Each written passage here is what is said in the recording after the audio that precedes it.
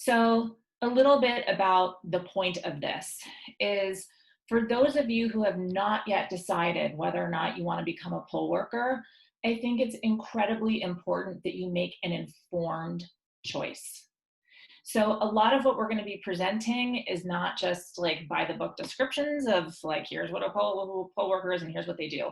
But there's going to be heavy editorializing going on here because we want to show you the real deal about what to expect. It is not helpful to the Board of Elections to have people sign up to become poll workers and then decide like 3 weeks later that this isn't right for them.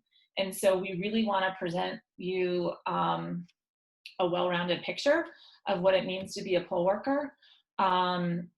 One thing that I saw pop up in here and that people have emailed about is saying that they've signed up and they haven't heard back yet. Raise your hand if that's you. I mean, that's definitely happened to a lot of people. And so what I kind of liken this experience to is dating, right? And so like you go on a date with somebody, you had a great time, they had a great time, they're like, I'm really into you and I'm gonna call you and let's go out on another date. And then you don't hear back from them and you're like, they must not be interested. I guess I had the wrong impression. But then like you go on Facebook and you see them talking about your date and what a like great time. Oh, I just met this person, they had a phenomenal date. And you're like, but wait, they are really into me. Why aren't they calling, right? That is the Board of Elections, okay? So the city commissioners run the Board of Elections, and you might think that they're not that interested in you becoming a poll worker if you are going off of the fact that they're not returning your phone calls, your emails, you're watching Trevor Noah, you're watching everybody else say like, there is a poll worker shortage, and you think since they're asking you to sign up to be a poll worker, they would call you back. Guess what? They just might not, and it doesn't mean they don't need you. So a lot of what we're talking about today is the system behind being a poll worker so that you can understand some of it and not be left in the dark. We want you to be able to make an actual commitment to this.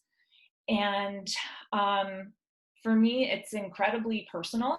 I saw a lot of people saying like, in the chat that they want folks who are older or who are at risk, higher risk for COVID to be able to stay at home and have someone else work the polls. And I just want to say I greatly appreciate that. I was diagnosed with cancer when I was 27. I am high risk. I have a lot of, immune system issues, and I am not working the polls because of that. If that weren't the case, I would definitely be working the polls. My husband is not working the polls because of that. He doesn't want to expose me. And so I am extremely grateful and appreciative and just want to underscore that it's a real need right now. It is a real need. If you are healthy and able to work the polls, thank you. And if you are in a high risk category, I really want you to think carefully about whether or not this is right for you. So I also want to start by saying we got tons of people emailing us with questions beforehand. We asked if people had questions beforehand, so thank you. And we're not going to cover a lot of technical details, like who needs IDs, when do you give a voter a provisional ballot? That kind of thing is going to be covered in other trainings that you can access in online documentation. We're going to give you all of those resources. We're going to talk a little bit more about the stuff that I think isn't written in too many other places. So as Matt said, put your questions in the chat as we go along, and we'll be answering them at the end. Okay, now let's start the slideshow, Matt. Okay. So as you can tell, this is a citywide session. Even though we are Fairmount Votes, we are recruiting poll workers and helping to recruit poll workers all over the city. So the agenda, just to go over real quickly, we're going to give you a big picture overview, kind of the nuts and bolts. We're going to talk very briefly about how to address emergencies. I know that some people have asked those kinds of questions. I wanted to include that. We're going to be speaking with Peggy O'Donnell, who is a poll worker, about her experiences as a poll worker. We're going to talk about COVID precautions. We're going to talk about managing communication with the Board of Elections. We are lucky to have a conversation with Lauren Costella, who is from the Voter Project, and will be here talking to us about the kind of support they can provide you. At the end, we are certainly going to make sure that you have tons of resources and links, that you know what the next steps are, and do a Q&A to answer your questions. So let's start with the nuts and bolts, kind of what's behind all of this. So there are about 1,700 voting divisions in Philadelphia. A division, if you've lived in another county, they're sometimes called precincts. In the primary, you may have remembered that many different divisions were combined into one place. They kind of did away with divisions almost, and were like, half of this ward goes here and the other half goes there. They are not going to do that this time. They're going to have open individual polling locations as much as possible. We know that a lot of senior centers, we know that nursing homes and some private businesses are no longer allowing themselves to be used as polling locations. So we will have some reduction in polling locations, but that doesn't mean that the divisions will be combined. So for example, you might have 3 divisions that are together in a school, but every voter from that division will go to their own division. They're not all combined together in the school. Maybe there's one's in the cafeteria, one's in the auditorium, and one's in a classroom. So there might be some large buildings that house multiple divisions, but we're aiming for as close to 800 polling locations as we can get. Okay, next. So ideally, there are 5 people on an election board. I'm sure you've probably heard this before: a judge of elections. There's a majority, minority inspector, a clerk, a machine inspector. There will be a lot more details about those roles and what they do in other trainings. So we look at their 5 positions. There are about 1,700 divisions. That's about 8,500 poll workers. That is a lot of poll workers to schedule and to manage. It's also possible that some divisions will only have 4 workers. Maybe many divisions will have 4 workers. Then that looks more like 6,800 workers. So again, we're just kind of giving you a big picture of what the city is managing. Compensation. So the pay has been increased. They just announced this. There was a huge $10 million grant that was given to the city for administering the elections, and part of that money is used to increase the pay rate because of COVID hazards.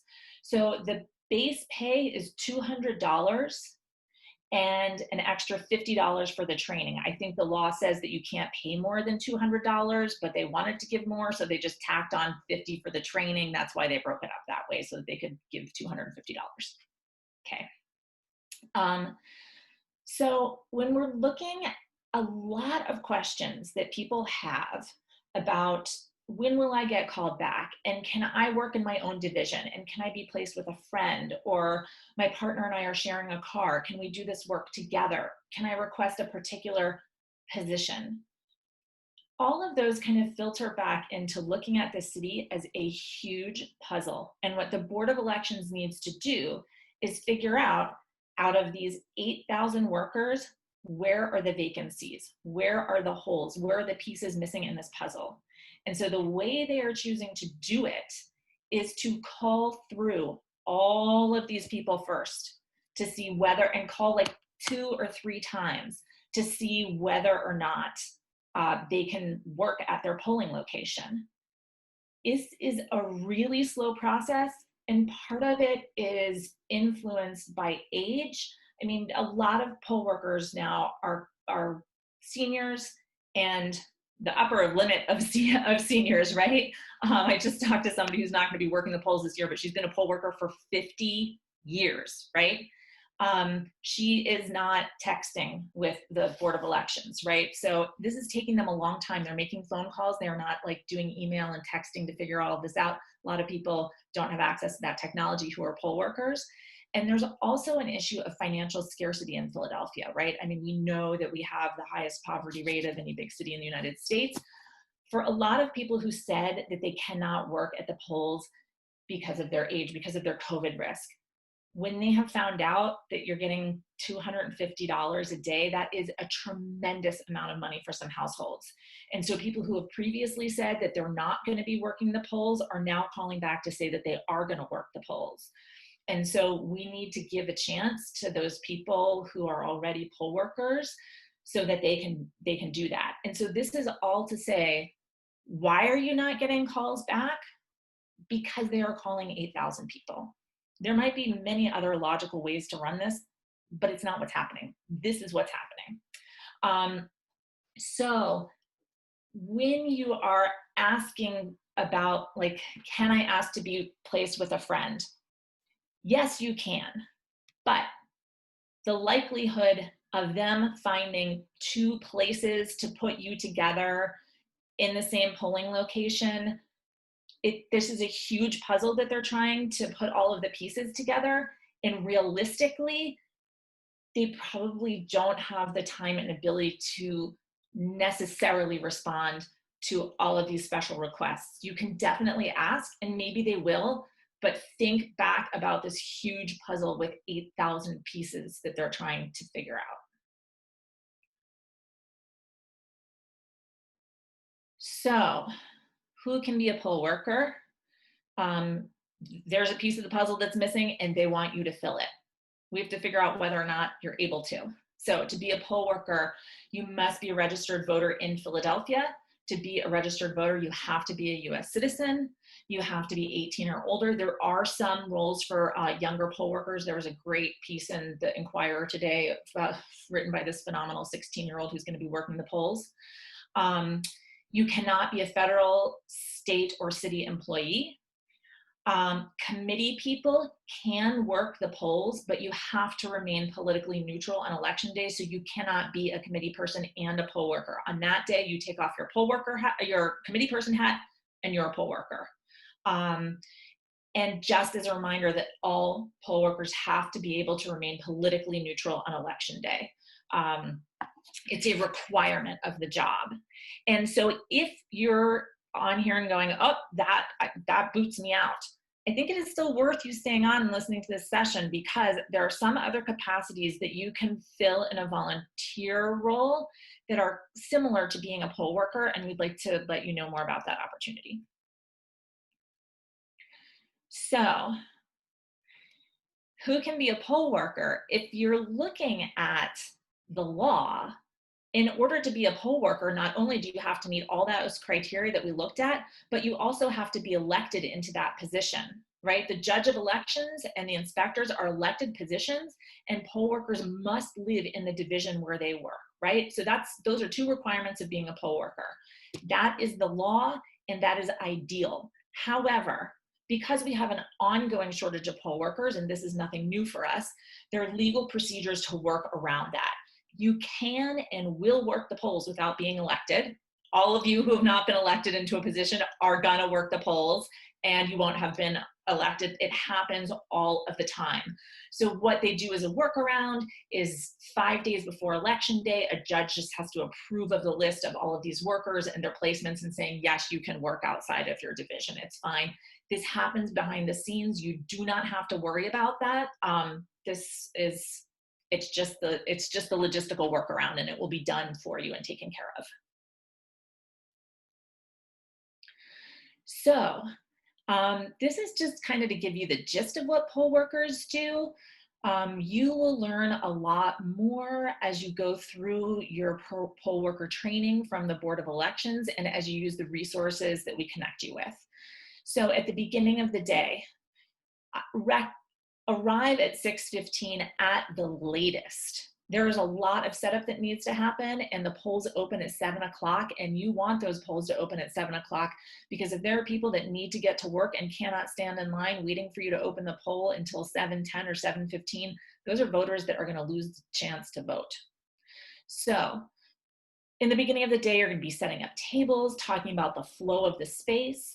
There are required signs that need to be hung. You're going to unpack and account for all of these different materials in your material box. There are going to be all kinds of checklists that you use. You will be setting up voting machines, marking off social distancing, and having a mind meld with the judge of elections to clarify who's going to be doing what for the day. So that happens before the polls open. And then the polls are open from 7 a.m. to 8 p.m. And a lot of what you're doing is greeting voters at the check-in table. You're verifying that their names are in the poll book. You're helping voters if they have specific questions and needs, which, trust me, you do not have to know the answer to every question. There will be information for you, and there are backup ways that you can find out this information. You will be explaining how the machines work, and this is going to be a particularly needed role because this is the first time we've used these new electronic machines, touchscreen machines in a presidential election. So people who only vote every 4 years will not have used these before. So that will be a big role, is explaining how they work. And you will also be managing social distancing. So at the end of the day, it's really important to note, I mean, why we stress this so much in all of the information that we send out, that this can be a 15+ hour day. Voters have the right to vote if they are in line at 8 p.m. So that means if there is a 3-hour-long line and somebody is, like the last person is in that 3-hour-long line at 8 p.m., your polling location will not close to voters until 11 p.m. And then after that, you could have an hour, if you're lucky, or 2 hours of taking down. And then one person from your team has to return items to the Board of Elections. So, I mean, you can be looking at working till 1 a.m. That might not happen. You might be out of there by 9:30, but it's incredibly realistic in a high turnout presidential election that this is going to be an extremely long day, and you need to be able to commit to that. You can't say, like, I'm sorry, like my babysitter just has to go. Like you got to be there. So you'll be following checklists and procedures for shutting down the machine. You'll complete paperwork, including payroll. You'll be preparing materials to give to the Board of Election workers and police. Police come by to collect certain materials from the machines. You'll be taking down tables. You'll be tidying up the polling location. These people are so generous in letting us use their houses of worship and other places as polling locations. We have to leave them neat and clean. And again, organizing materials that someone will deliver to Spring Garden and Delaware Avenue. So this is a lot to learn. You might say, like how will I learn all of this? There are a lot of ways that you can learn this. So the first way is required. There's a required 1-hour training video with short text at the end that basically, I mean, it's a very easy test that you'll take to just basically show that you weren't asleep through the video and you've paid attention. This is the same material that will be in the in-person trainings. They really request that you do not sign up for in-person trainings because they are only allowing 20 people per session.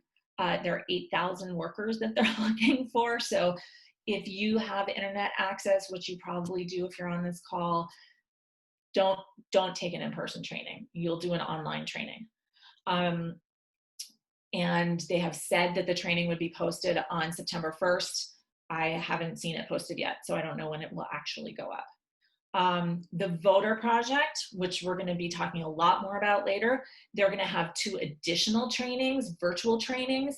It's going to cover slightly different information, and I think it's going to be great. They're going to dive into general election law, election protection, and COVID safety. Their second training is going to talk more about like details of the day, common scenarios, checklists. I know that a lot of people are kind of nervous about like all of the details that go into this day, and there are going to be plenty of opportunities for you to learn. Another great source is other poll workers. So we're so lucky to have this new entity called the Poll Worker Caucus, which is something, it's online, you can join. You will be able to talk to new and seasoned poll workers. And they're phenomenal to get your questions answered by everybody just kind of learning how to do this together. And then also, there is so much on the job learning. Like, you are not going to know everything before election day. You are going to arrive and you're going to have to look things up in the hotline or on the hotline in the manual. You're going to have to call a hotline to ask questions. You do not have to you don't have to know everything by the time election day starts. You will undoubtedly learn things day of. Okay, so I've gotten a lot of questions about, like, what happens if there are emergencies? I mean, you can teach what there is to learn beforehand, but you can't teach what comes up in an emergency, right? And so you have to know who's there to back you up. The judge of elections is given a cell phone, and it's specifically for calling a hotline. So you don't, I mean, that is how much they want you to know that you will have access to calling and asking hotline questions as a poll worker. There's a dedicated cell phone for that. A roving Board of Elections worker is going to be stopping throughout the day. They can be there to back you up. You can learn a lot more about, like, the hallmarks of voter suppression and intimidation and harassment, how to look for them in the training through the Voter Project, but also know that your team is going to be given a list of numbers to call, starting with the district attorney's office and the police. There are going to be a lot of on-the-ground election protection workers present too. A lot of outside entities are really beefing up the presence of who will be at the polling locations and able to address on the spot immediately issues of voter suppression, intimidation, and I think they will be staffing them in areas that we already know are hot spots for that. And some locations will have other volunteers that are outside the polling location, committee people, volunteers through organizations such as Common Cause and the NAACP, helping to manage the line and answering voter questions before they even get inside the polling location. So I'm going to bring on Peggy O'Donnell. I met Peggy, I think it was 2 election cycles ago, when our divisions were combined, and her division and my division, we were crammed in a tiny yoga studio. So Peggy, are you on here? Hello. Hi, Peggy. So I want to ask you some questions. I know that some people are nervous about becoming a poll worker, and they want to know everything they can before they start. And I know that your first time you were a poll worker, your first day, was very much about jumping in.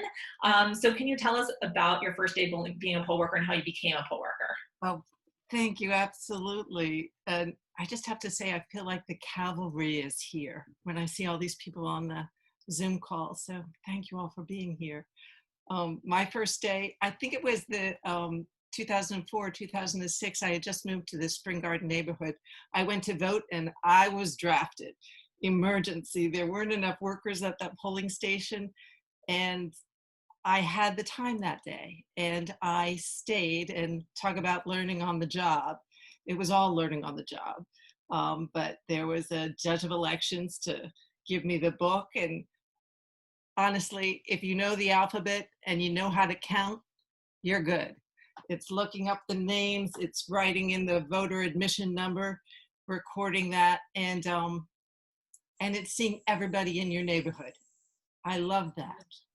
So can you talk a little bit too about, you mentioned that the roles are somewhat fluid. Can you talk a bit about some of the examples that you've seen about how these different roles of the 5 different positions interact? Yes, I can. And it's really sitting there when, like playing musical chairs in reverse. If somebody gets up, you can take their chair because we're all watching out for each other. So if somebody is registering people in the book and they are called away to help someone with a provisional ballot, then the clerk might step in to help register people. And if the machinist, well, in that case, then when it slows down, the machinist might sit there and help with the clerk to catch up our voting books. And if the machinist has to go out, I will step in after a quick briefing. At least that's what it was back then. So Mhm. it is very fluid, and it's a team. It's a team. Great. So you were saying if somebody steps out, talk about breaks. How do you figure out when to take a break? Can you take a break during a Yeah, presidential yeah. election? Like So what goes on? technically, the judge of elections helps. Yeah, it's technically the judge of elections in the manual anyway that helps to schedule breaks. Obviously, at slow times. During a rush, we all want to be all hands on deck. For me to get through these long days, I now pack my meals, breakfast, lunch, and dinner. Breakfast at 10 and lunch at 2, and maybe dinner after the polls close. But to be available, and that's, for the presidential elections. On Mhm. a primary, it's not that. Yeah. Yeah. Um, what do you think some of the important skills and qualities of a poll worker are? Oh, patience. This will test your patience. Mhm. Mhm. Because you want to help people vote, and it might be turning to the map to find out what is that voter's district, to get them to the right place, or when that machine does go down, the hotline number, and you're operating with one machine and there's a long line. And we have even had situations, of course, when somebody has to get somewhere and the other voters say, let them go to the front of the line. So that kind of, and I find people are so much kinder now. And I'm in the Spring Garden division. There are so many people of all ages and backgrounds, and there really is a feeling of community. Mhm. Mhm. Everyone wants this to work. Yeah. Um, can you tell us about one cool idea that you guys have come up with? I mean, so much of what you have to do is scripted, it's by law, it's in a manual, there are guidelines. But there's like some creative leeway too in how to arrange your space and work within your own polling Uh, location. Tell us something about that. Absolutely. So uh, that Zen moment of when you get there and try to figure out what the flow should be, how we're going to get people through here. Um, this is not a creative idea, but uh, figuring out a spider nest of electric cords to keep all the machines running, and for provisional ballots, that they need a private space. So I think you have to stage a space. And by that, I mean, moving the coffee pot in a corner and giving them a stool to sit on so that they'll be able to fill out their provisional ballot. Um, I think, Yeah, it sounds like you've gotten like I mean, I think that really helps give a picture to people of, I mean, you got to get creative with the space that you're in and help people maneuver through the space to be able to vote in whatever way they need to vote. I saw a couple questions pop up, and I wanted to explain a bit about. You have talked about being able to work in your own division and see your neighbors. And I wanted to clarify that the Board of Elections will try to prioritize having people work in their own division first.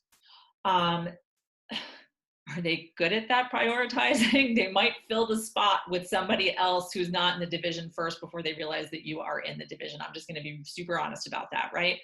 But they ideally should try to fill the position with somebody from within the division first. However, we know that there are so many vacancies that we are going to need people from all over the city to go all over the city. And I guess my closing question for you is I know that I have heard that your polling location is losing all of its polling workers. that all of your poll workers are not, I don't know if that's changed or not, but I had heard that your polling workers were not, all of them are not able to work. So certainly will we have people from outside the division and maybe from other parts of the city. Can you tell us why you likely might not be working? It's exactly what you have said. In these COVID times, I don't want to expose my husband. I'm a senior, and my husband has underlying issues. Uh, so that is quite worrisome. Um, but I think that we're losing 4 out of 5 workers at our polling place, which is just frightening. So to see the new troops come in being trained, it's reassuring. Yeah. Yeah, yeah. COVID, thank you all. Thank you all for keeping us healthy by And stepping up. thank you so much for sharing your experience with us. This is a really good segue into our next slide section. Thank you, Peggy.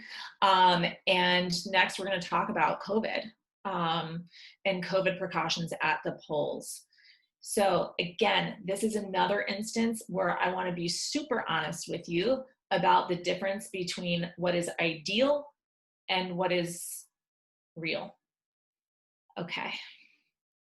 So the Board of Elections has told us that they will provide gloves for workers, hand sanitizer, masks for workers and voters, face shields, tabletop plastic barriers, right? So those vertical plastic barriers that you can place on the table you'll sit behind, signs to post about social distancing, and then also tape to mark off 6-foot distancing. So here are some real considerations. And these real considerations are based on experiences that I've heard from talking to poll workers in the primary. They're based on conversations that I have had with ward leaders, with the Board of Elections. I don't know that you would hear the same answer from everybody, but I'm going to tell you the answer that I've come up with from doing a lot of research on this. This first one, it is an actual, like, this is the real deal. It's not just my interpretation. So you can offer a face mask to a voter, but you cannot require that they wear one. So let me say that again.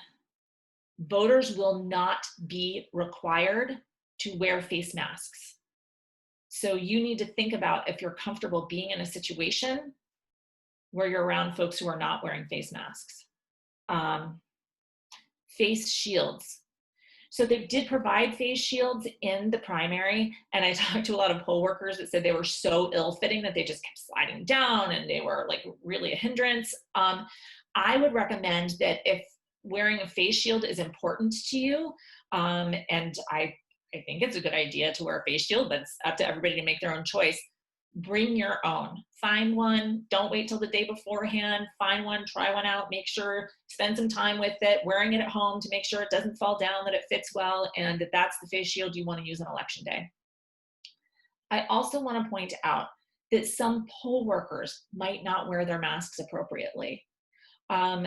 You are going to be working with people from all over the city, and different people have different exposures to COVID in their daily lives. Some people who are essential workers, they're taking Septa to work every day, like that they have their entire face covered with a face mask at all times, just might not be how they're realistically living their lives, right?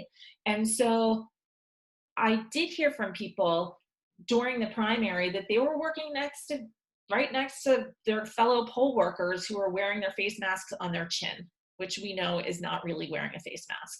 And so I also just want to be realistic about that.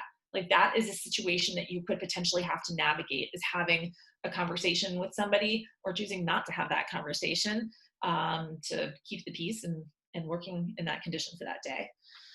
Somebody has asked me about extremely heavy duty masks. I can't remember the names of them, but like super heavy duty masks. If a voter cannot hear you and if it's hard to communicate with, do not wear that mask. You will slow down a line if people cannot hear you. Organic breathers. Thank you, Andrew, who put that in the chat box. Organic breathers.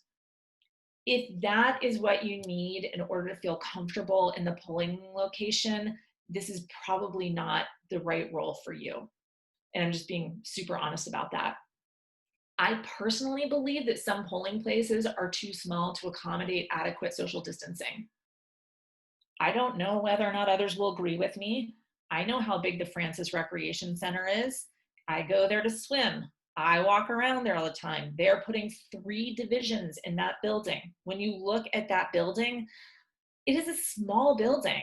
I mean, everybody's going to have to be waiting outside, but like, will they be adequately social distancing? I mean, I don't know. I mean, we cannot guarantee this. Will you have time to set up the 6-foot markers? In the primary, they said that the Board of Elections would already have them set up. Like when you come into the space, it'll already be taped off. But I also talked to many poll workers that were like, yeah, our space was not taped off at all. Right? So then you have to figure out at the beginning of the day, can you set up the machines in time? Right? There's a lot to do at the beginning of the day, and will there be time to set up 6-foot markers? There might be, there might not be. So again, just my own opinion, want to be realistic about it. Will you have time to enforce 6-foot distancing? I don't know. It depends on how many people you have working the polls. If you are in a polling location where you're down a couple workers and it's an incredibly crowded, busy polling location, my guess is that you're not going to have a whole lot of time to be away from the table asking people and reminding them to stand 6 feet away from each other. Again, this is my own opinion, nobody else's. Clean bathrooms. The city makes no promises about how clean the bathrooms will be. This is an issue in the primary that folks ask me a lot. And when I spoke with Lisa Deely, she is the city commissioner. The city commissioners are the elected officials that run the Board of Elections. And she is the chair of the city commissioners. And I talk to her almost on a daily basis. And she was really honest with me. She's like, we cannot guarantee, I mean, these aren't our bathrooms. These aren't our polling locations. We're just using somebody else's space for the day. And we are not providing cleaning supplies. So maybe you want to bring some cleaning supplies with you. I don't know. Okay, so that's kind of the real deal with COVID considerations. I want to talk to you again about managing communication with the Board of Elections. So, will you hear from them after you sign up? Or are you going to hear from them in a week, a couple weeks, a month after you sign up? You might, and you also might not. And I said this in the beginning and I'll reiterate it again. It does not mean that you are not needed. It does not mean that there isn't a shortage of poll workers. It means that they are very overwhelmed with managing a high turnout election. During COVID, with mail-in voting, we've never had mail-in voting before in a general election. We're managing new machines. And yeah, there's a poll worker shortage. And so don't think that if they have not contacted you, you are not going to be needed. You might not hear from them until 2 days before the election. I talked to poll workers in the primary who did not get a placement until 2 days before the election. I heard from poll workers who they finally heard from the Board of Elections 4 days beforehand, and they sent them a letter saying, here's where your polling location is going to be. And it was the address of that worker's house, right? Like somebody didn't know how to use mail merge, right? And like you like fill in your address and they're like, great, we finally got your location. It's in your living room. Like communication with the Board of Elections, I am sure there are some people for whom it goes very smoothly and we don't hear the good stories. We just hear the bad ones. But I also really want to prepare you that this is a challenging part of being a poll worker. So how to cope with this, right? Because we do not want people who are able-bodied and committed to becoming poll workers to drop out and say, F it, I cannot handle this lack of communication. That would just be such a disappointment to us. So we want to prepare you. And sadly enough, one of the best ways to cope is just lower your expectations. If you haven't noticed already, I'm helping you do that. You will not change how the Board of Elections works in this cycle. You can probably, there are many smart people here who can come up with really good systems that would be an alternative to this system that would function more smoothly. And I am all for changing systems. I am like, that's what I live for, is like, tearing down the system and making a better one. And that is not going to happen in this election cycle. You are not going to change this system.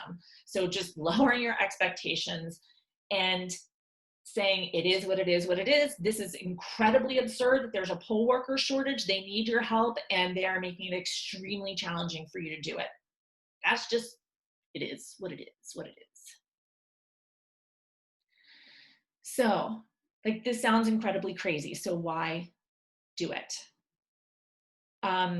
It's really important to keep your eyes on the prize, right? I mean, we started this off with a chat about why it is that you want to be a poll worker. Hold on to that reason and remember it. Elections cannot happen unless there are enough poll workers. Shortages mean that there are longer lines at the polls. And when there are long lines at the polls, there are people who will not vote because they have to get to work. They have to go tend to their senior parent that they're taking care of.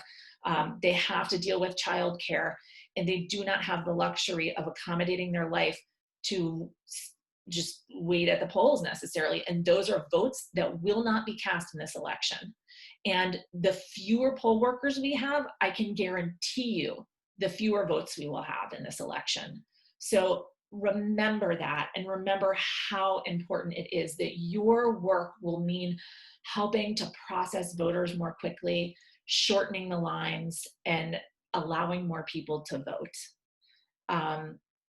And ultimately just asking yourself, like, is the value of this work worth the uncertainty and disorganization that you have to contend with? I certainly hope so. Like, in the big scheme of things, this might be incredibly frustrating, but I think the payoff for, enabling democracy is worth it. And it's incredibly important that you have an advocate and you get support. So the Voter Project is a new entity that has started. We're going to hear from Lauren very soon. And they are there to support you in communicating with the city commissioner's office. Commissioner Omar Sabir is the commissioner who is in charge of poll workers, and they will advocate for you. I highly recommend that you sign up with them.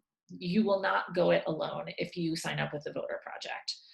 The Poll Worker Caucus, which I mentioned before, and we're going to give you a link to all of these resources. So don't worry, you don't have to get this all down now. This is a Facebook group with over 100 members. There are new and experienced poll workers, and they are holding Omar Sabir's office accountable. And they are great people to do information sharing with and to help each other advocate on how you can get more information and not feel so stranded and left in the dark. So does it matter how you sign up to be a poll worker? There's so many, there's just a lot of public messaging right now about how to be a poll worker. There are a lot of national organizations and local organizations that are recruiting people to become poll workers. And so they are all funneling the information to the Board of Elections. So there is no direct benefit to signing up with a particular national group. Poll workers who know that they want to be poll workers, just go and sign up with the city commissioner's office. If you have already signed up through another organization or entity, there's absolutely no harm in that.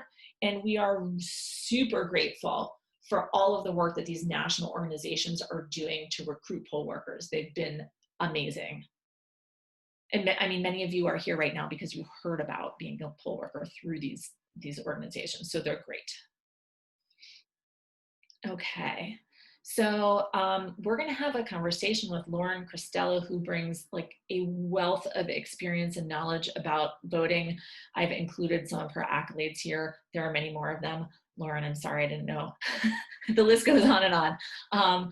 But we'd love to have a chat with you. Um, and are you on here, I Lauren? am. If that matters. If Hey, I talk and I pop up. you kind of Thank. almost look like you're in the Oval Office there. I am in Claire Underwood's Oval Office. Uh-huh. Okay, that is awesome. Um, so, okay, so we've mentioned many Yeah. times the voter project. Tell us what the voter project is and how it will be helping poll workers. Great. So I am working very closely with the Voter Project, and we are in daily communication and hand in glove on a lot of this. Of course, this is the moment where my kids are going to come upstairs. They've been quiet and downstairs the whole time. The Committee of 70 and the League of Women Voters are also very active in this. So the Committee of 70 started the Poll Worker Caucus. I see Janice on here, a couple other people who are in the Poll Worker Caucus. I love that. I'm so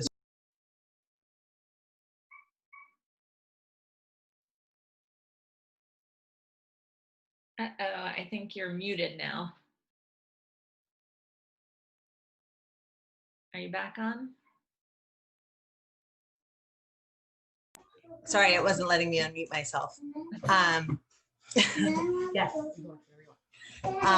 And we understand COVID conditions, so don't stress about this. They were so good the whole time. It can be a family affair. We'd love their, realistic perspective too.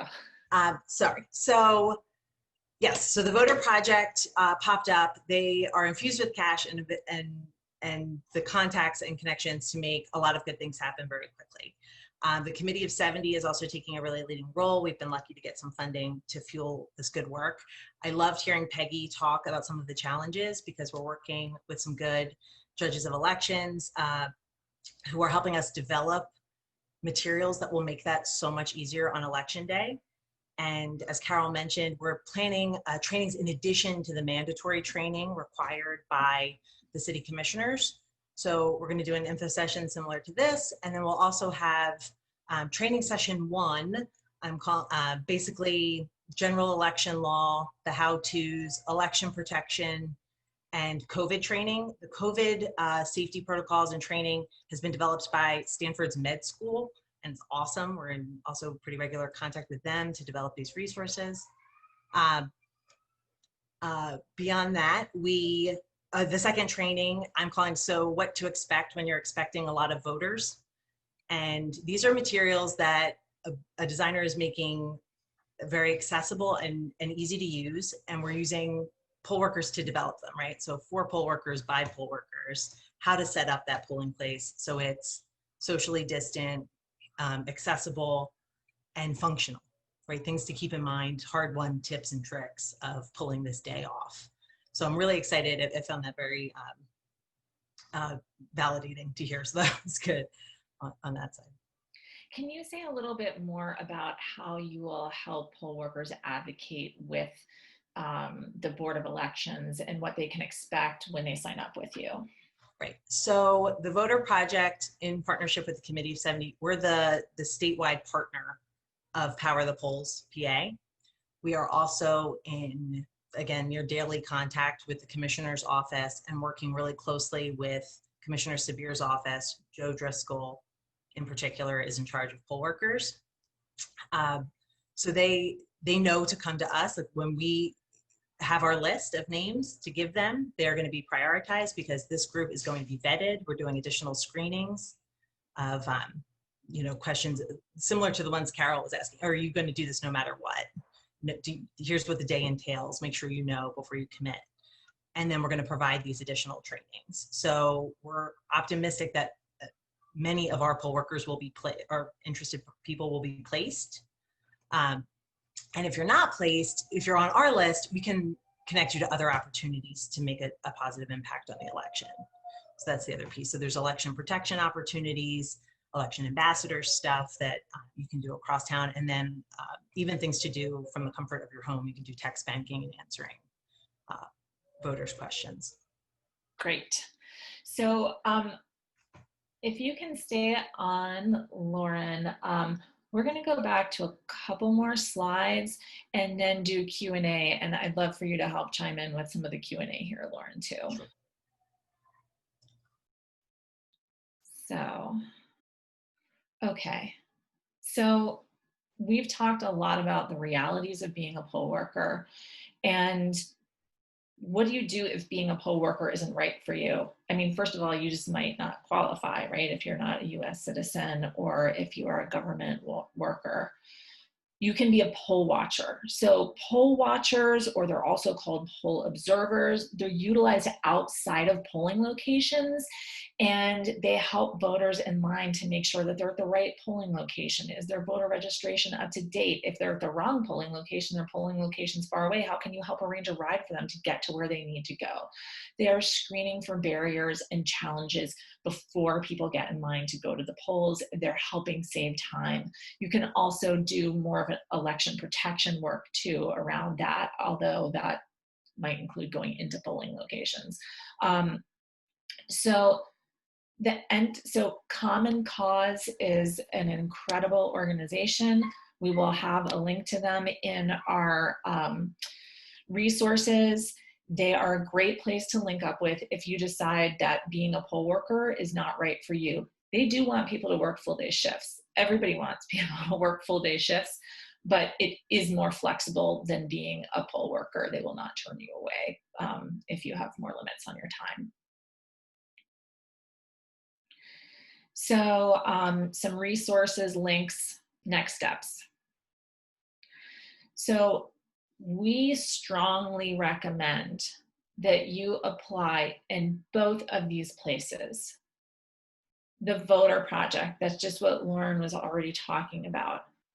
Apply there because you will have built-in advocacy, like apply there. So I just saw a quick question on the screen. What if I've applied through multiple places already? Do I still need to apply with the Voter Project? And my answer is 100% yes, because they're the only people I know of that have that like inside road to the Board of Elections and are really going to advocate for you and for your placement. And then I also recommend, just as a backup precaution, go to the Board of Elections website and sign up there. Signing up is like the easiest thing. I mean, it's like you have to fill out longer forms to order a pizza. Like it's easy. And here's some information about Common Cause that I just spoke about, their election protection work. And also our website that is going to have updated information about poll worker resources. And so what I really want to ask of you is, if you have already signed up to be a poll worker, like please just like right now, go to thevoterproject.com and fill out their like your name, your address. I mean, it's like 4 basic questions. Sign up there as well. If you have not yet signed up anywhere and you know you want to be a poll worker, like go now and sign up at the Voter Project and go to the Philadelphia Board of Elections and sign up there as well. We so need your help. There are so many people that want to work the polls and cannot do it, and we need your help. If you are on the fence because you have learned some information in this session and might learn some more information in the Q&As, and you're like, I gotta think about this more, we really want to ask you to take the weekend to think about it and make a decision on Sunday night. This is something, like, we need people signing up to be poll workers now. We need people making firm and informed commitments. And so if you don't know now if this is something you want to do, take until Sunday night to think about it and then make a decision. It scares me to think, but we're like 60 some days away from election day. We need people signing up to be poll workers who are going to make a really firm commitment. There are a ton of people that sign up to be poll workers without thinking about it, and then they back out. The city does not need that. The city needs people who have thought about this and are going to make a firm commitment. Okay. So again, we have a list of links and resources, more than what we've talked about on this a Zoom session that we want you to use. We have not included everything under the sun because we don't think that everything under the sun is actually good or useful. We've just included the ones that we think are going to be the most useful to you. So this will be up on our website, and we may be adding to it, but there's some really good resources up there right now. And please share it.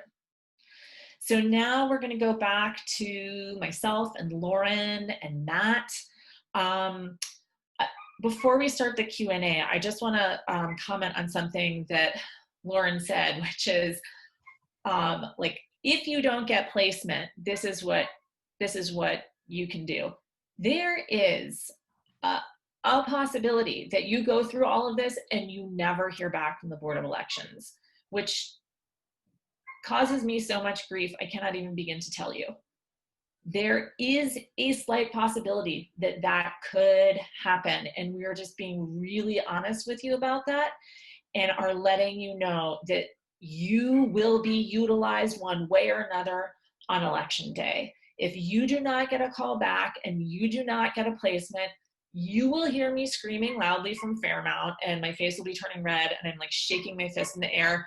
But you will also be incredibly well trained, and you will be making a difference anyway, because we will place you somewhere and make sure that you're working outside the polls.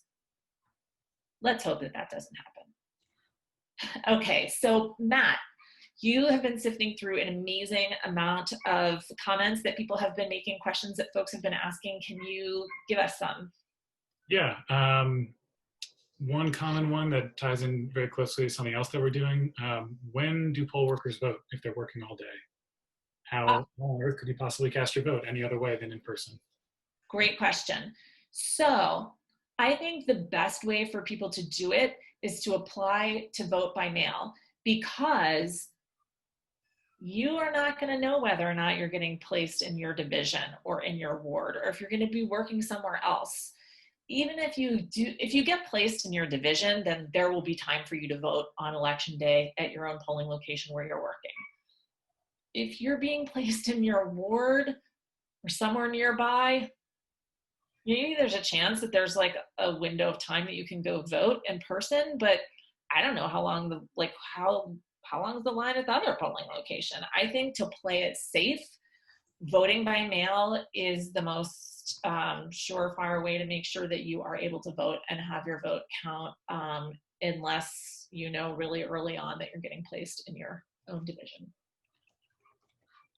Let's see, another question. Will compensation, a couple of questions around compensation. One, will compensation affect unemployment status? Great question. I do not know the answer. So do you know the answer to that, Lauren? No, I don't believe it will. Okay, so I'm going to add this to the list of questions that I'm going to call Lisa Deely tomorrow and try to find the answer to some of these things, and we'll post the answers on our website and on that resource page. I mean, it might take me a day or two to get the answers back, but we'll find the answers. It's a very important question. Is it possible to decline the money or set up a fund for poll workers who don't need the money to donate it to those who do? Great question. I am thinking that that is an extra layer of work and complication. So could it be possible? Maybe, but I think the best thing to do would be, well, I don't know. I mean, Lauren, what's your take? I mean, maybe they can just donate it to the Committee of 70. Maybe you just donate it. Right? I mean, they recommend it. No, yeah. That's your better bet. I wouldn't try to navigate nuances of the payment system. Yeah, yeah. So I think that's a great idea. And there's also a ton of COVID relief and unemployed, like people helping people affected by COVID and other things too. So that obviously we'll be grateful to have it at the League or at the Committee of 72. Yeah. To jump off of that just a little bit as far as like money and what to do with the money if you don't need it. So a lot of people have asked about if you're working in a division that's further away and you don't have a car, how do you get to it? Or if you do have a car, but like you and your partner get assigned to divisions that aren't near each other, if you have the flexibility and you do not need this money to go towards like your rent or your food or your basic necessities, I would plan on trying to use some of that money to take a Lyft and to schedule a Lyft. Lyft is free. Lyft is free? Lyft is going to be giving codes to poll workers. I contacted their head of policy for the region, and they're giving poll workers and voters, but certainly for poll workers, to and from the polls. Because you're right, you have to be there by 6:15, 6:30 in the morning. It might be in a neighborhood you're not familiar with, and you might not be coming home till midnight. So free rides to and from. That is amazing. That is so amazing. Okay, so if you don't need the money, do something else really important with it, and your Lyft will be covered. Awesome. Question about lunch breaks. When? I think lunch breaks, sort of what Peggy was talking about, that you will work that out while you were there with your fellow poll workers. Like, hey, it's a little bit lighter right now. Do you mind if I go outside with the food that I brought and I'm going to sit out there for like 20 minutes? I would not take a lunch break where you go like too terribly far away. I'd bring your food with you so you don't have to like get in a car and drive somewhere else and be far away from the polling location. But you should be able to schedule some time and just you work it out on the day of with who's there and what you're dealing with. In the worst case scenario, you are grabbing bites of a sandwich here and there outside throughout the day when you can. And we addressed this a little bit, but will non-citizens or green card holders be eligible? And if they can't do the polls, what was the other option that they could do? Or they can't work in the polls? Definitely you can work with Common Cause. So I've gotten a lot of emails about that. Yes, sign up with Common Cause and you can be a poll observer, and you will be well utilized and they will be grateful for your help. Let's see. What's the definition of politically neutral? Is it just party-specific slogans, etc.? Lauren, do you want to chime in on that one? I can't wear anything. I wouldn't wear anything that has a word on it. I would just steer clear of the whole thing. You cannot get political with people. It's less of an issue typically in the general because you don't know how people are. Is it just me that froze, or oh, no, is it me? Lauren too? No, We're good. We can still hear you. Okay. I think we're all clear. Yeah, just don't even wear a shirt that has a word on it would be my Peggy, give me a thumbs up on that. I think that was the advice. Yeah, not just avoid the whole thing. No issues, nothing. And also, I think, you know, if you're in the polling place and you're behind the table and, you know, a neighbor comes in and is like, oh my God, we got to get this guy in office or that guy not in office. Like, you cannot engage in those conversations. You can just say, you know what, I'm acting as a poll worker right now and I have to be politically neutral. Like, it is a very easy excuse to pull out of your back pocket and say, oh, can't talk about that now. Can't talk about that in here. Question about, there was a limit on state or local, state, and federal employees. What about temporary federal employees like census takers? They're not sure if they'll still be employed at that point, but are those folks eligible to work? Well, since they're trying to limit the count by forcing it to be over by Halloween, I think that probably won't be as much of an issue, but I don't think that that would apply. Yeah, I'll double check because there might be some other kind of temp worker positions that are not necessarily census. So I'll double check on that. That's a great question. And there was we addressed this before, but there was a lot of conversation about it. So I think it's worth reiterating.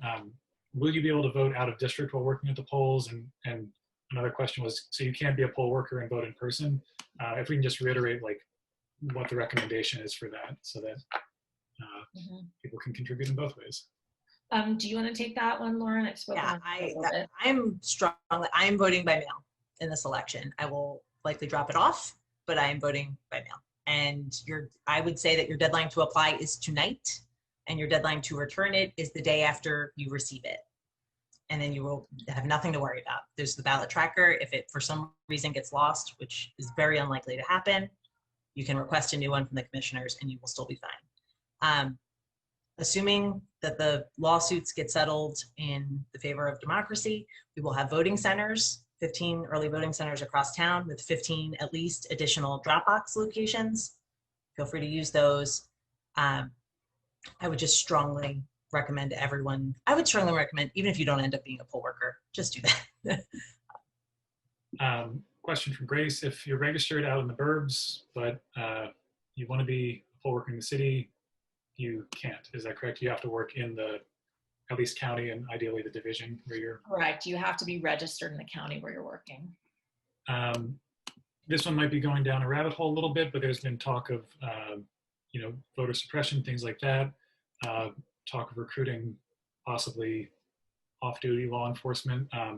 What if there are people with authority who are also encouraging voter suppression or doing voter intimidation? What are the steps in that case if that does happen? I would recommend calling the DA's Election Protection Task Force. So that's Larry Krasner's office. It's operated out of there and is staffed by lawyers mostly. Mm-hmm. And that, I think, was most of it. I think, do poll workers have to go to the Board of Elections when the job is done? Do they have to actually go down to Delaware and Spring Garden to take all the boxes and things? No, people come to them. Oh, there's only one. So there is a box of materials that does need to get delivered there. Only one person out of the 5 poll workers needs to go there, and you kind of like figure it out the day of. Also, if you're in a polling location, say that there are 3 or 4 divisions in the polling location, sometimes the poll workers will talk with each other and be like, one person said like, oh, I can take it down for everybody. There's no need for 4 of us to go down. I'll take your material box from, these other divisions. So there will be one person who needs to go to the Board of Elections to drop off materials. And this was a question, maybe Peggy, if you're comfortable jumping in. What should we pack for our go bag for the day? What's in your emergency bag of tricks for election day? You should be good. If you unmute yourself now. There, okay.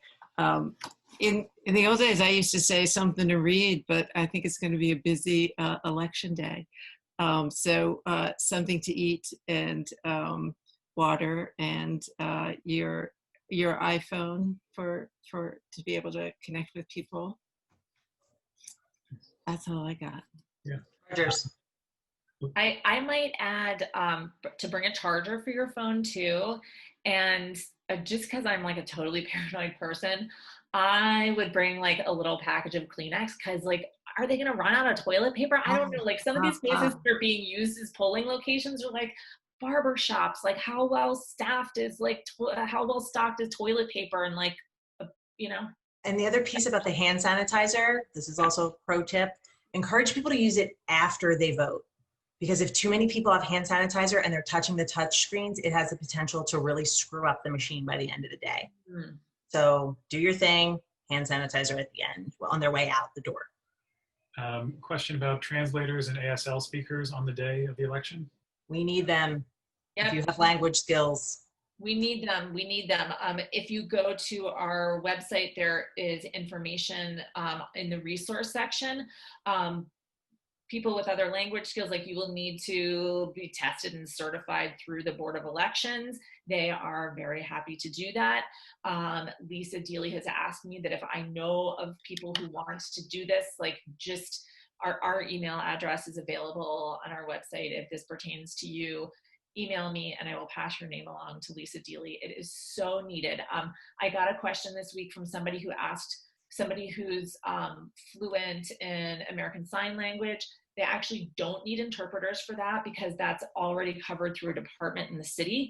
However, they do need interpreters in so many languages. Somebody said, well, I speak French. I don't really know that like they need a French interpreter. Yeah, actually they might, especially in neighborhoods that have large Haitian populations. I mean, don't discount any language that you speak fluently. We will pass your name along. Mm-hmm. Just another sort of clarification, is a poll observer the same as a poll watcher?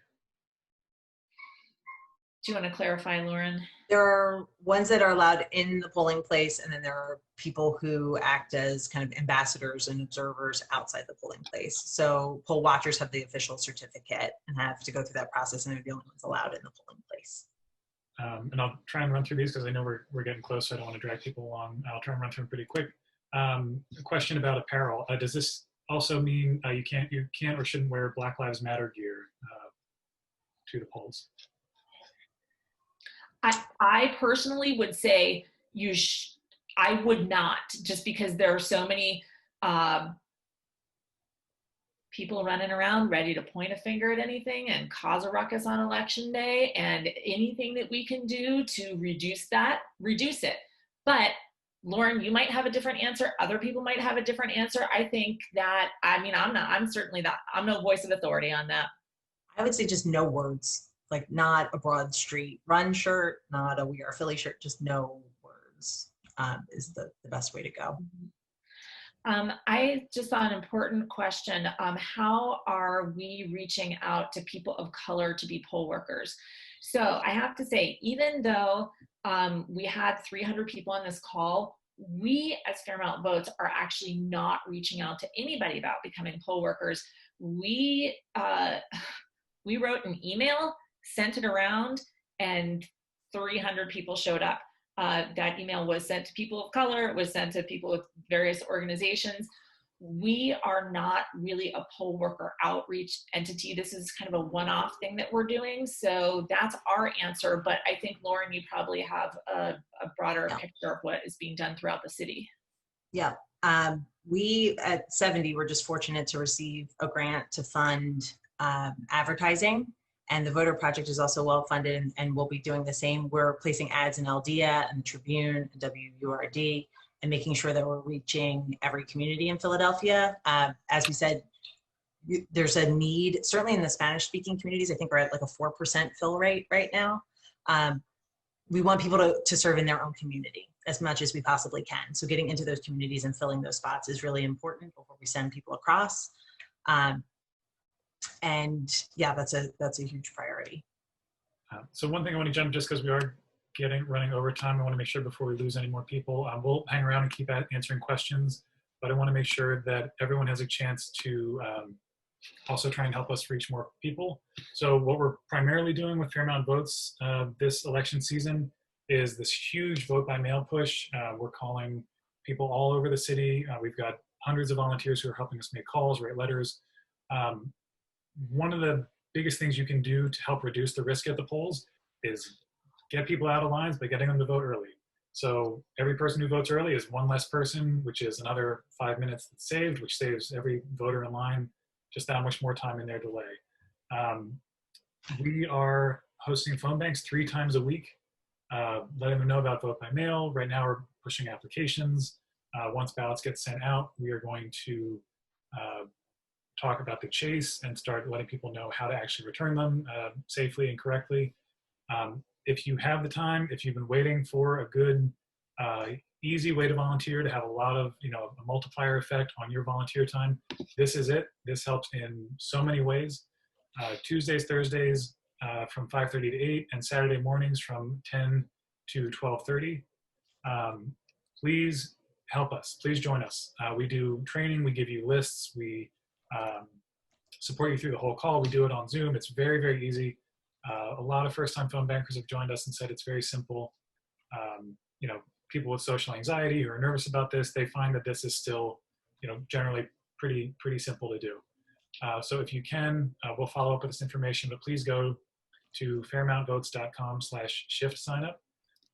The other thing that we have a hotline that voters are calling throughout the city. We're getting probably tens, if not hundreds of calls a day or more as we get closer. If you're a lawyer or a law student, or you know someone who is one of those two things and are looking for a way to contribute, please also go to fairmountvotes.com/volunteer. Fill out your information, and then in the comments section, let us know if you fit in one of those two categories and you have some time to help us return calls, because that would be fantastic. So please do help us. We're not just a poll worker. We're barely a poll worker recruitment organization. We're mostly a vote by mail organization right now. So thank you. And we'll stick around and keep answering more questions if people.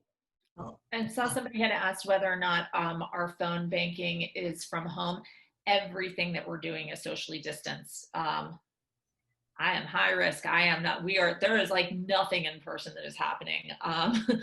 We're dropping off materials like outside people's doors. There is no contact happening at Fairmount Votes. Everything is socially distanced.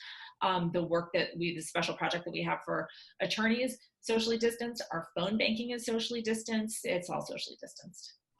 And I want to correct Carol on one thing. If I have anything to say about it, I would love for you to do more info sessions with us. You did this so well. This was wonderful. Such a good informative session. So I just booked, we booked 26 dates for trainings at all different times between now and, mid-October, basically. So if people want to, Peggy, looking at you, Janice, other poll workers I know in the mix, I'd love to recruit people.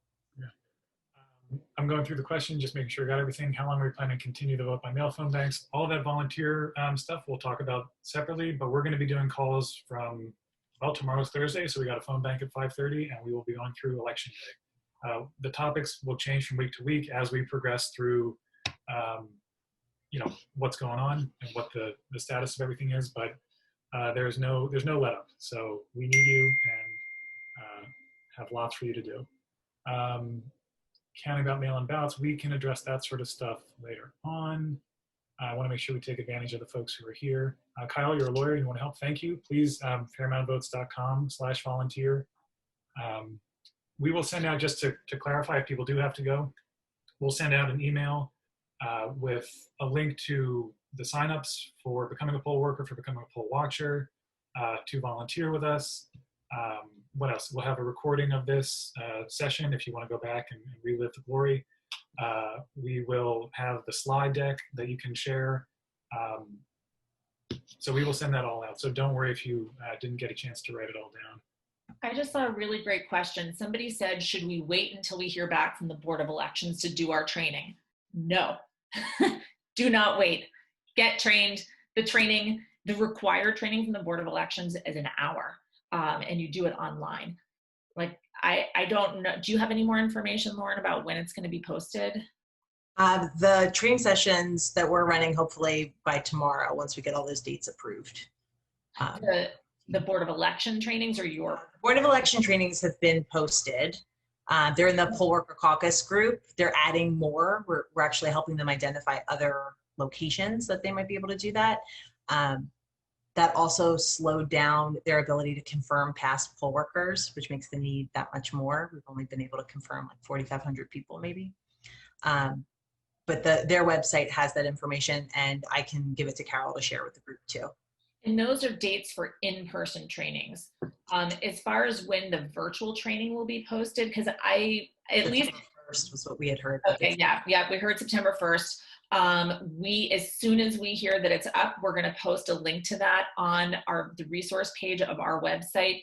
And again, at least in my conversations with Commissioner Deely, she strongly encouraged people to do the online training instead of doing the in-person poll worker training. There are poll workers who've been poll workers for decades, and they are adamant about doing their in-person training.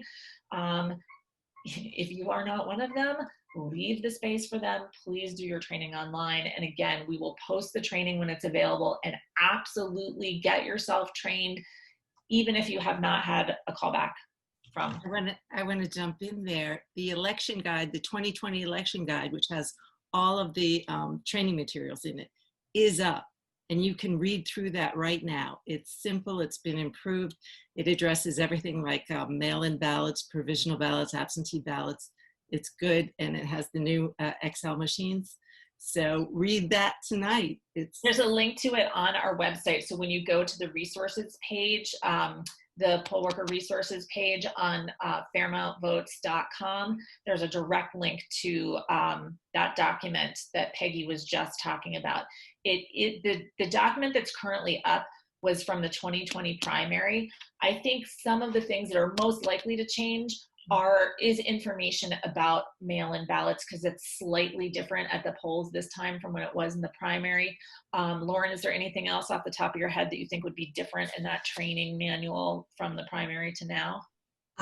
Some of the laws have changed, and the protocols, like people can return their not voted mail ballot if they want to vote on the machines, like things like that. So that'll be all updated, which is good. That was an improvement. And the training's supposed to have videos and be broken down by section and like a tour of the machine and things like that. So that's why we were excited about that part of the training to be released. There's a great question here from Katie, who asked if there are any takeaways from how the primaries went in terms of health safety. I don't know what the takeaways are necessarily from here in Philadelphia. Lauren might have more specifics about that, but I've been very interested. I haven't done this yet. If somebody's done the research and wants to save me the time, let me know. I'm curious to see about how things went in Wisconsin, right? Because their primaries were in like the height of COVID and they had a lot of in-person voting, and I will post information about that too on our resources page to sort of follow up on that. Lauren, what are your thoughts? I think we learned a lot. We didn't see a spike per se that could be tied to the election, but it was also around the same time as protests and other things too. I will share that Healthy Elections project out of Stanford. Their materials are fantastic and they're adding new resources all the time, like even ways that you can prep for what the day might be like. So try wearing your mask for 8 hours and see how that goes, and other kind of safety practices. Yeah, but I think your overview was pretty spot on and complete with the feedback that we had heard from poll workers too. Don't expect to be 6 feet away from your fellow poll worker. Don't expect everybody who walks into the polling place to be wearing a mask, and don't get in their face about it if they're not. Somebody had asked if they will get the URL provided when they sign up for a training session. Like when you sign up to be a poll worker, you're not necessarily going to get sent a URL for the training session. So that, I know I'm hopping around on topics here, but just coming back to getting your online training completed, I think you're going to have to be kind of proactive about seeking that out, correct? Well, you know what? Sign up with the Voter Project. We'll make sure you have everything. The thing that you'll need from the Board of Elections is the link to take the assessment. Everyone will have access to the training and can do that whenever. It's when you're signed up to be a poll worker, you'll get a link so that you can get your $50 and the credit for having done the mandatory training. So, but sign up with us, and I'm like literally personally making sure people are getting contacted, and we'll be on a list that goes to Joe Driscoll. So that's why I'm confident and keep dropping that link into the chat. And I'm only getting the ones that say /C70. The rest of the Voter Project will have voterproject.com. But if you do that other one, it comes to me. We will, like I said, by tomorrow morning, we will have all this information on our website. Everything will be sent out to everybody. And we will address any, we're 25 minutes past 8 now. So very grateful to you all for hanging around. Don't want to keep people on longer if you got to go, but we will have more information. I have seen a lot of vote by mail questions. We did do a vote by mail 101 a couple weeks ago, and I imagine we'll probably end up doing one for the returning ballots once we get that information all squared away. So presumably you're all on our email list now, or you will be soon. So if you haven't unsubscribed because we've messaged you too much, you will get further communication from us for more info sessions, all these links, everything like that. And yeah, feel free to let us know if you have questions, but we will be pointing you to the wonderful folks that Lauren is working with at Committee of 70 and the Voter Project. So if there's anything else massively outstanding, anyone has any super important... I'm going to dive in and just answer some things that I've seen in the chat. I don't know, Ben, if you're still on here. Ben asked if there's a need for volunteers to count mail-in ballots. Volunteers actually cannot count ballots, but what is needed are observers to observe the counting process. And Lauren, is Committee of 70 involved in that, or is...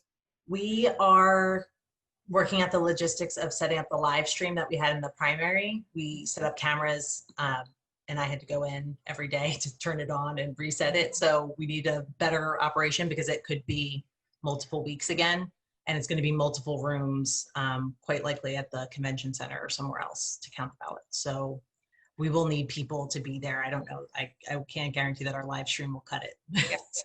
I do know. So to make this a nonpartisan response, contact multiple parties to see whether or not they need help, because I do believe that parties are going to be having volunteers that work to observe, like day and night, the counting of ballots in person. So if there are, whatever political parties you feel like reaching out to, go for it.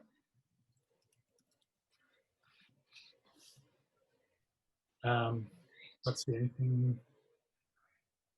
I received one of your text messages this week and had a lovely exchange with the person who was texting. So the training is going very well, I think. So. To clarify, if we register as a poll worker, should we not register as an observer, or should we do it as a backup? Do both as a backup? Backup. Definitely be a poll worker. Put in all your information to be a poll worker, poll observer, backup.